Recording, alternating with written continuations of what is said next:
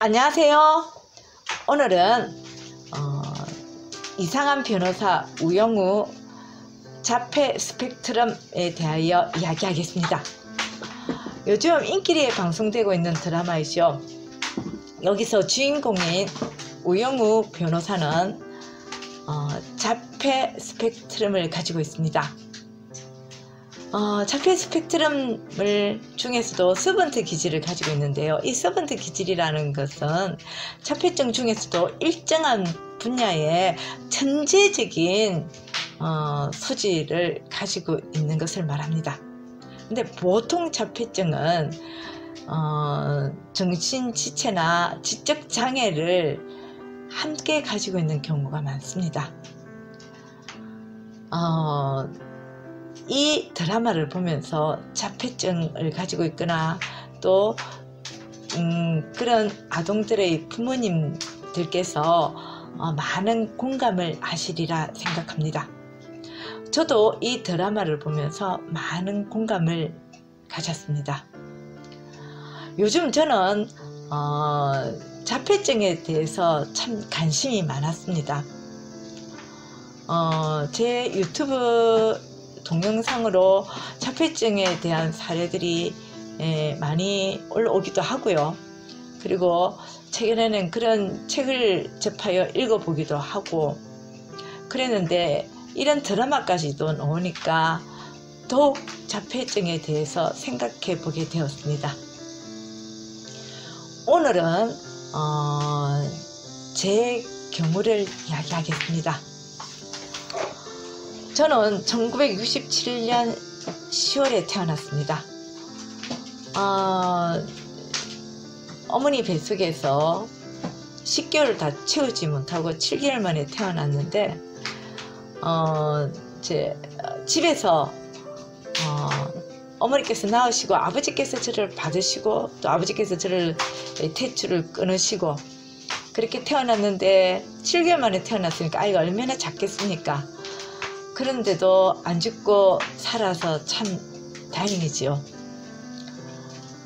더구나 어릴 때는 이제 추운 겨울에 동상이 걸렸는데도 안 죽었고 살아난 게 진짜 영화답고 그런 말씀을 하셨습니다.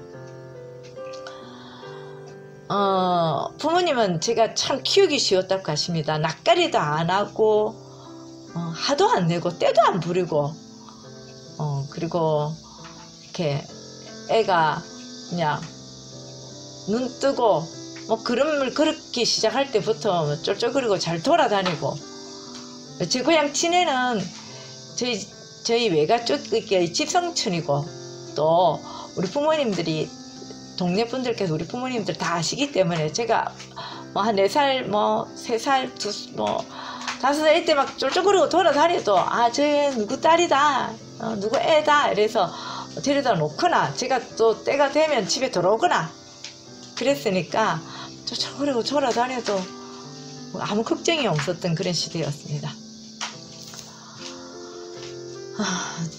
저는 또한 책 읽기를 어릴 때부터 했다 하는데 글은 하나도 모르는데 거꾸로 바로 막 너무 잘 알더랍니다. 거꾸로 지워줘도 꼭 바로 잡아가지고 계속 책장을 넘기고 그리고 인형을 사줘도 인형 가지고 안 놀고 꼭 빨래판 가지고 나무 빨래판 가지고 계속 업고 안고 그 나무 빨래판이 없으면 안 되고 막 나무 빨래판만 보면 그거 가지고 하루 종일 그거 가지고 돌아다니고 그거 가지고 업고 다니고 그랬답니다.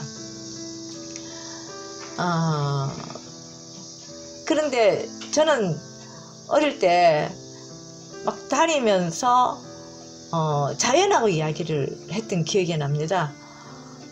제가 다른 영상에서도 이야기했듯이 이제 그 민들레 홀씨가 있으면 막 후 불고 다니고 그랬거든요. 구름을 쳐다보고 있고 그랬어요. 근데 구름하고도 이야기하고 민들레 홀씨하고도 이야기하고 흐르는 강물하고도 이야기하고 마음으로 이야기를 하니까 이야기가 다 됐거든요.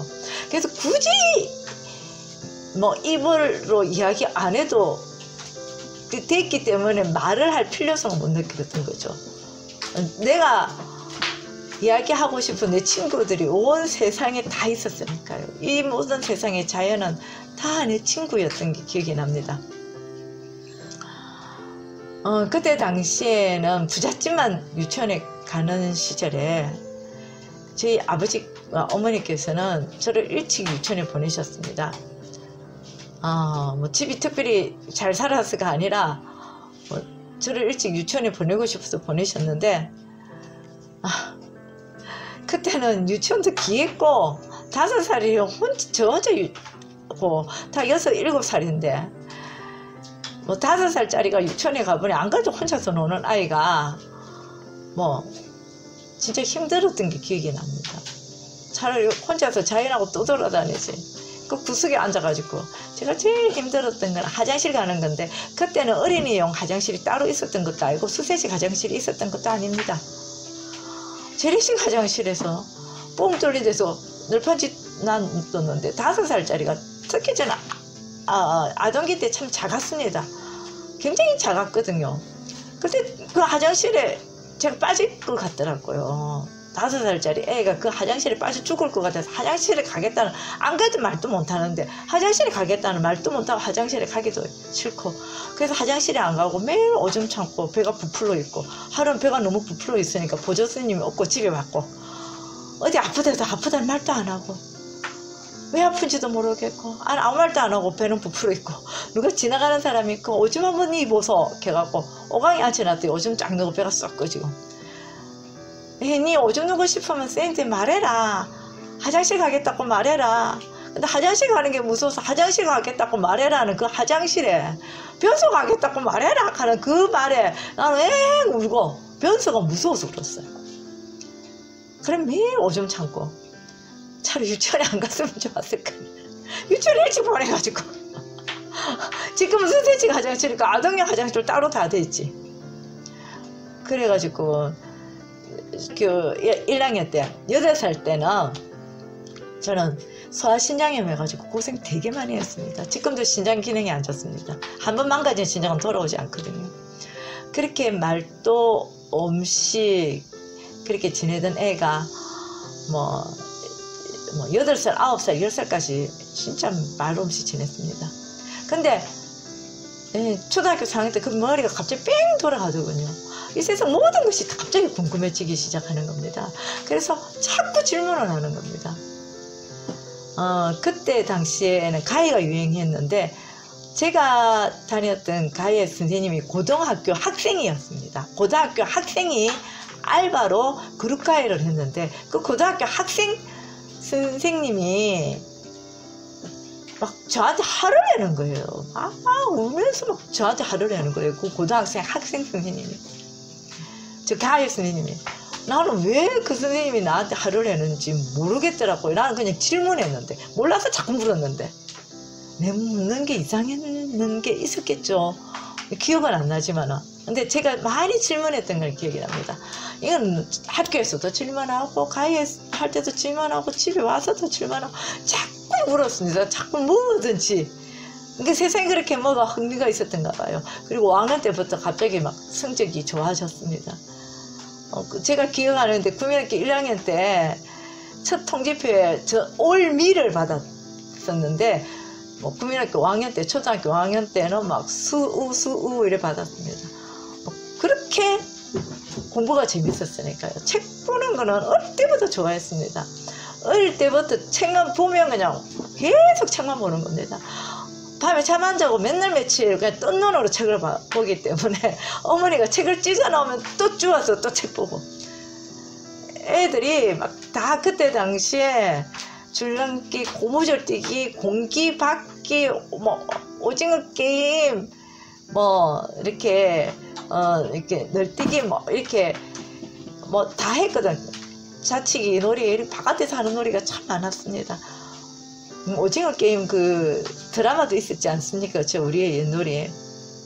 그때는 다 그렇게 하고 놀았을 때였거든요. 근데 나는 그렇게 안 놀고, 그러니까 놀 줄도 모르고 그렇게 책만 봤습니다. 왜 그래? 책이 더 재미있었는지요. 책을 보면 그 책의 장면들이 눈앞에 싹 그 장면들이 다 펼쳐지는 겁니다. 그리고 다 기억이 되는 겁니다. 그래서 성적도 좋았고요. 공부도 잘했고 책도 좋아하고 그랬는데 중학교 올라가서 영어, 한문, 수학 미치겠는 겁니다. 영어가 안 외워지는 겁니다. 한문은 더 안 외워지죠. 수학은 그냥 계산하는 거는 잘해요. 계산 이렇게 쫙 해나가는 건 잘해요. 공식 외우는 건 안 외워지는 겁니다. 공식이 왜인지를 이렇게 파고들어서 이해를 하면 하는데 그 공식을 외우라 하면 그 공식이 외워지지 않으니까 대입이 안 되는 거예요. 그리고 한 번 계산이 틀려버리면 이거 막 머리가 혼란스러운 거예요. 쫙 계산이 풀리면 되는데. 근데 공식을 하나하나 이해할 수는 또 없더라고요. 그때 그렇게 또 그런 교육이 아니고 무조건 공식을 외워야 되니까 무조건 외우는 거 전두엽이 허락을 안 하는 겁니다. 저는 외울 때 이야기를 엮어가면서 외웠어요. 눈앞에 그 모든 장면이 보여지면서 외웠는데 그냥 딱 외우는 건 안 되는 겁니다. 어릴 때 저희 아버지께서 저를 재우면서 한쪽 손으로 제 눈을 가리고 한쪽 손으로 가슴을 딱 뜯어가시면서 옛날에 아주 오랜 옛날에 하면서 장화, 홍련, 뭐 콩쥐, 팥쥐, 꿀게 이야기 모든 우리나라 전래동화의 모든 이야기를 다 이야기해 주셨습니다. 아버지께서 그렇게 저를 참 사랑으로 키우셨어요. 그래서 저는 이야기 듣는 게 너무 재밌었거든요. 그리고 책을 또 아버지와 같이 책을 읽었고 아버지도 책 읽고 있으면 저는 옆에서 또 책 읽고 있고 부모 따라 안다고 그런지 원래 제가 책을 좋아해서 그런지 어머니께서는 제가 아버지 닮아서 책 좋아한다고 말씀하시곤 하셨죠. 근데 제가 사범대를 가고 싶었는데 저는 중고등학교 교사가 되고 싶었는데 떨어졌어요. 제가 재수할 때 우리 고등학교 3학년 담임 선생님을 찾아 뵈었어요. 같이 이제 상담도 하고 대화를 나누는 시간을 가졌는데 선생님께서 이런 말씀을 하셨어요. 미애야, 너는 세상을 너무나 이렇게 긍정적으로 본다. 네가 바라보는 세상은 하얀색이다. 하얀 도화지 같아. 세상은 그렇게 긍정적이지 않다. 그렇게 세상을 바라보다가는 세상에 살아가기 힘들어진다.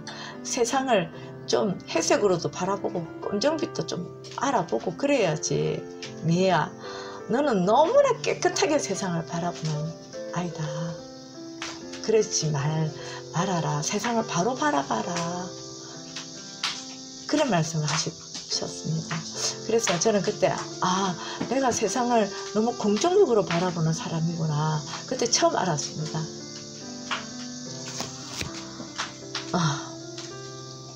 그리고 결국은 저는 이제 육아교육과를 진학을 해서 유치원 선생이 되었는데 저는 유치원 선생을 하면서 참 제 적성에 맞았어요. 참 좋은 선생으로서 이제 학부모님들에게 인정도 받고 문장 선생님께 칭찬도 받고 아이들에게 좋은 선생이라고 아이들과 많은 이제 참 교감도 되고 좋았습니다.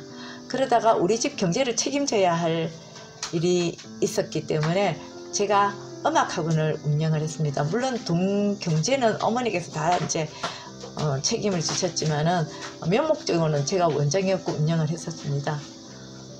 그러다가 김해로 이사를 오고 28에 남편을 만났습니다. 그리고 결혼하여 살면서 남편은 그때 당시 전도사였고 제 남편은 목사님이었습니다. 근데 남편은 결혼하고 나서 저보고 항상 바보야 푼수야 남편이 그러는 겁니다. 저는 그 남편의 말이 너무나 억울했습니다. 학교 다닐 때는 나름 공부도 잘하고 똑똑하다는 소리도 들었거든요. 공부 잘했지, 글짓기 잘했지, 피아노 잘 쳤지, 글짓기에서 뭐 맨날 상도 받았지, 피아노 대회 나가서도 뭐 그때 당시에 상도 받고 학교에서 똑똑하다 했고 말 잘했고요. 물론 이상한 질문하면 뭐 애들하고 선생님하고 수업 시간에 많이 저 때문에 많이 웃고 저보고 이상하다고는 했지만은 그래도 바보 푼수라는 소리를 그렇게 듣지 않았는데 남편한테 매일 바보 푼소리를 듣는 겁니다. 그리고 저 때문에 이제 우리가 목회를 실패했는데 저 때문에 목회를 실패했다고 매일 그러는 겁니다. 남편이 매일 저 때문에 원망이 많았습니다. 저는 인생 살아가면서 너무나 억울하더라고요. 왜 저 때문이라고 하는지.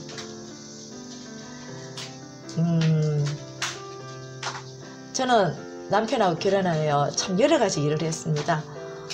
뭐 유치원 교사, 학원 강사, 방과후 이제 초등학교 그리고 유치원의 방과후 교사 뭐 여러 가지 일을 했는데 신문 배달도 했고 이제 식당 일도 했습니다.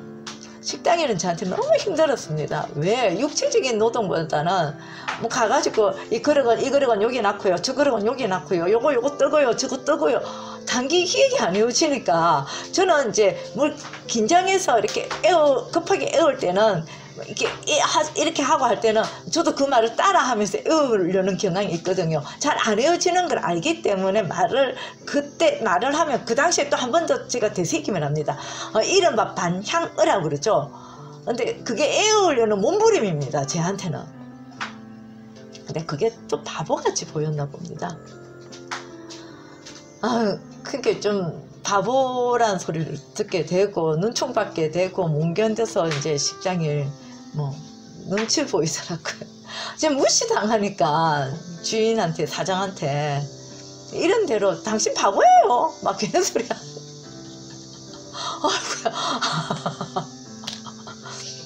생각해도 눈물 납니다. 진짜 여러 가지로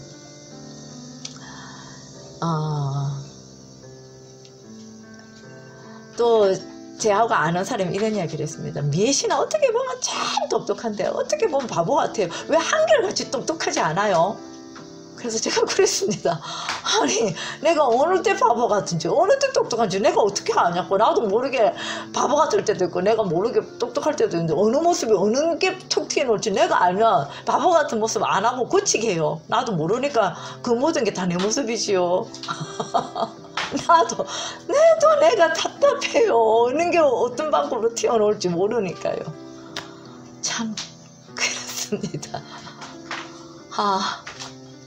결혼하고 나서 남편한테 또 사회생활 하면서 왜 바보란 소리를 이렇게 듣게 될까요? 자폐를 가진 아이들이 말을 빨리 안 하는 이유는 나름대로 세상에 아름다운 것을 보기 때문입니다. 말을 할 필요가 없기 때문입니다. 세상에 꽃하고도 이야기하고 나무하고도 이야기하고 구름하고 하늘하고 시냇물하고 민들레 홀씨 날아가면서 안녕 하고 딱 이야기하는데 굳이 말할 필요가 없는데 말을 하는 순간에 자연하고 이야기가 하나씩 안 하게 되더라고요. 이게 말이 늦는 겁니다. 말을 할 필요성을 못 느끼기 때문에. 그래서 자기만의 세상에 빠져 있는 겁니다. 그리고 또 자유롭습니다. 순수합니다. 그리고 자기만의 규칙이 있죠. 여기도 보면 이제 우영우 이 변호사가 이게 다 이렇게 뭐 이렇게 백화점 가서도 옷까지 바로 해놓고 화장지 티슈 탁 뜨는데 딱 바로 해놓고 그러죠. 저도 자다가도 입을 요 삐뚤어지면 일어나서 다시 깔고 자야 됩니다. 딱 발라야 됩니다. 이제 근데 제가 고쳐야 되는지 않는데도 안 고쳐져요. 고치려면 가슴이 답답해지고 뭐가 답답해지고 안 고쳐져요. 가슴이 너무 아파서 안 고쳐져요. 그 규칙대로 안 하면 가슴이 아파요. 근데 결혼하고 나서 남편하고 자다가 일어나봐요. 이렇게 요 삐뚤어졌어요. 요 다시 깔고 자요. 하니까 남편이 흙까지 갖고 바깥에서 흙 떠와가지고 방에다 확 뿌려버렸어요. 그래서 제가 알았어요. 고칠게요. 근데 고치려 하니까 가슴이 답답하더라고요. 그날 흙 뿌려진 대로 흙이 뿌려져 있는 그 엉망인 채로 잤어요. 그리고 그 답답한 걸 무릅쓰고 결국은 삐뚤어진 요에서 저도 괜찮은 것을 이겨냈어요. 그 똑바른 곳에서 자야 된다는 그 규칙을 깨기 위해서 가슴이 막 답답함을 이겨냈어요. 남편을 사랑하는 힘으로 남편이 사랑하니까 내가 해야 하는 그 규칙을 세우다 보면 내 옆에 있는 사람이 불행해질 것 같으면 내가 노력하자. 근데 아무리 노력해도 안 되는 것은 또 있는 모양이에요. 남편이 결국 너 때문에 목회를 실패했다, 내 꿈이 좌절되었다 라고 했을 때 내 마음은 너무나 힘들었습니다. 그리고 최근에 제가 자폐 스펙트럼이라는 것을 알게 되었습니다. 사실 우리 때는 자폐, ADHD, 발달장애, 지적장애는 뭐 그런 이야기 몰랐습니다. 그렇기 때문에 자폐증을 가지고 있어도 자폐증인지 모르고 살아가는 사람들이 많이 있을 수 있습니다. 저도 그 중에 한 사람이죠. 그러나 다행히 내가 자폐 스펙트럼이구나 이제야 최근에야 알게 되었습니다. 많은 부분들이 저를 닮았습니다. 자폐증이 사회성이 안 된다고요. 그러나 그 사회 속에 들어가고 싶습니다. 저는 항상 사회의 일원이 되고 싶었지 사회에 튕겨 나오는 기름이 되고 싶지 않았습니다. 저도 물방울 중에 그 작은 물방울이 되어서 모든 물방울들이 모여서 강을 지나 바다로 나아가는 인생의 여정을 살아갈 때 나도 그 작은 물방울이 되고 싶었지 떠다니는 기름이 되고 싶지 않았습니다. 나도 사회의 일원이 되고 싶었고 누구보다도 내가 가지고 있는 것으로 사람들과 같이 웃고 울고 싶었습니다. 우병우 변호사가 가지고 있는 그 모든 한계에서 사람들과 같이 공감하여 나아갑니다. 가장 정의롭게, 가장 안타깝게, 가장 바른 길로 나아갑니다. 나도 그러고 싶었습니다. 사람들과 함께 하고 싶었습니다. 지금도 그 열망이 가득합니다. 그런데 우영우 변호사가 아무리 능력이 있어도 사람들은 우영우 변호사이기 전에 장애인으로 바라본다고 하는 대사가 있죠. 그렇습니다. 이 자폐증을 가지고 있는 사람의 세상에서 사회성 길러로 바라봅니다. 우리가 한계로 우리가 가지고 있는 모든 것으로 내가 가지고 있는 내 능력의 모든 것으로 세상과 하나이고 싶은데 세상은 우리를 사회성 길러가 되는 사람이라고 낙인하여 버립니다. 우리가 남을 괴롭힌 적은 없습니다. 그런데 우리가 하는 조그마한 행동이 바보라고 손가락질합니다. 그래서 많이 힘들어합니다. 이 세상은 이제 개선을 생각해야 하지 않겠습니까? 자폐 스펙트럼은 병이 아닙니다. 병이라면 고칠 수 있지만 이것은 병이 아닙니다. 다만 하나의 특징입니다. 그리고 그 특징은 개성으로 바라봐 줄 수 있는 사회여야 하지 않겠습니까? 그런 사회가 되어야 되지 않겠습니까? 이 드라마 이상한 변호사 우영우 이 드라마는 이 자폐 스펙트럼에 대한 공감을 할 수 있는 좋은 드라마라고 생각합니다.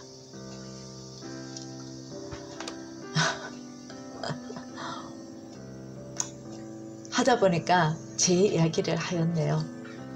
제 인생, 제 삶도 순탄치는 않았는데요. 저는 아직도 제 소망을 위한 꿈을 놓지 않고 있습니다.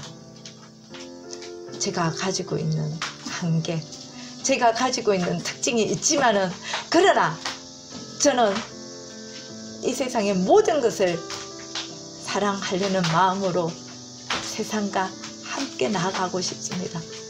세상 사람들에게 제 마음을 전하고 세상 사람들의 마음을 함께 하고 싶은 소망이 있습니다. 아픔을 공감하고 그 아픔을 함께 나누어주는 사람이 되고 싶습니다. 언젠가 제 소망이 현실로 이루어지는 날이 오기를 항상 바라면서 기도하고 노력하고 있습니다. 오늘 이야기는 여기까지 하겠습니다. 이번 영상에도 많은 분들이 바라봐 주시고 구독, 좋아요 해주시길 부탁드립니다. 감사합니다.